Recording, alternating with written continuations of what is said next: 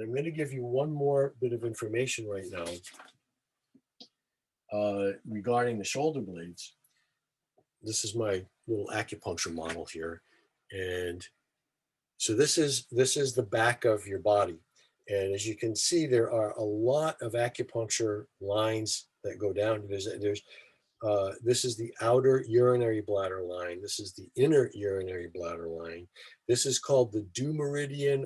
In English, it's called the governing vessel. And that's the pathway I described a little earlier, where chi goes up your back and goes over the top of your head and down the front. And then on the other side, you just have the mirror image of here. So this is the inner urinary bladder line and the outer urinary bladder line.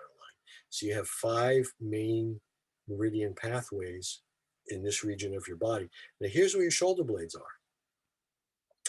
And we want to, throughout all of our Qigong practices, we want to work at keeping all of this area as soft and as open as you can. So by having your shoulder blades just a little bit move out to the sides, this will let the muscles here relax more, especially if you know that your habit is to have your shoulder blades very close to your spine. What that means is all of the muscles here are very tight, and the tight muscles are what's pulling your shoulder blades into your spine. So we want the muscles in here to be able to relax and soften so that the shoulder blades get to comfortably spread away from the spine. And that opens up all of these energy pathways between your shoulder blades. Now, the acupuncture points here are extremely important for the health of your heart and your lungs and your diaphragm, your whole respiratory system and circulatory system. At the height level of your 3rd thoracic vertebra. So if you count down, so this is, these are the cervical vertebrae, and there's 7 of those, and then there's 12 thoracic vertebrae. And if you count down to the 3rd thoracic vertebra, that vertebra is at the height level of these 2 points on the urinary bladder meridian, which influence the healthy functioning of your lungs.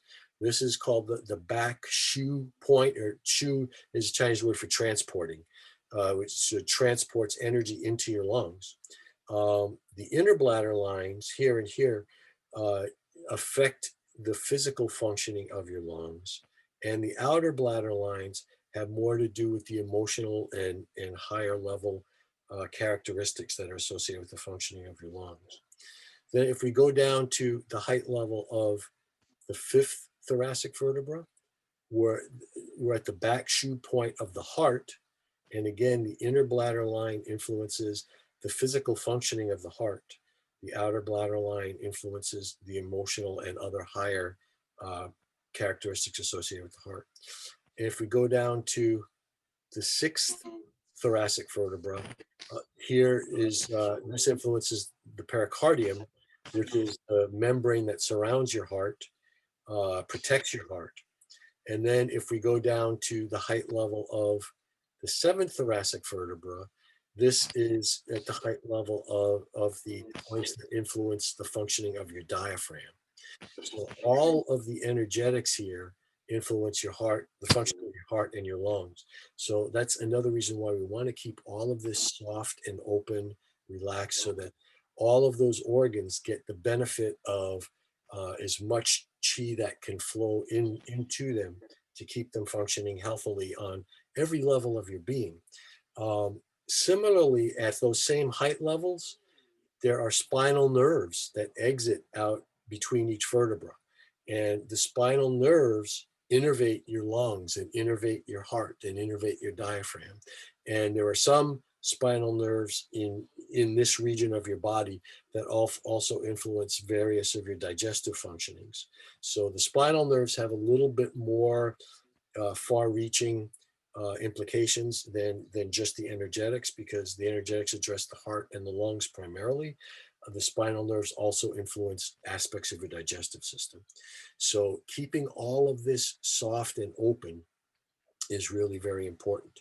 And this also, we can segue into the demonstration I was promising to give you a little while back. I really am going to demonstrate the first movement in just a minute. The shoulder blades are what we want to learn how to do is have every aspect of our arm movement come from the movement of the shoulder blade. So the shoulder blades are going to want to be the driving force or the motive force or the directing force behind every arm movement that we make. And I'm going to go into great detail in showing you how to do that. It's easier than it might sound from the beginning, but conceptually it's a little bit of a leap for most people. So I want to first just plant that idea so you have the idea there, and then we're going to work at how you make that happen in today's class and going forward in the other classes.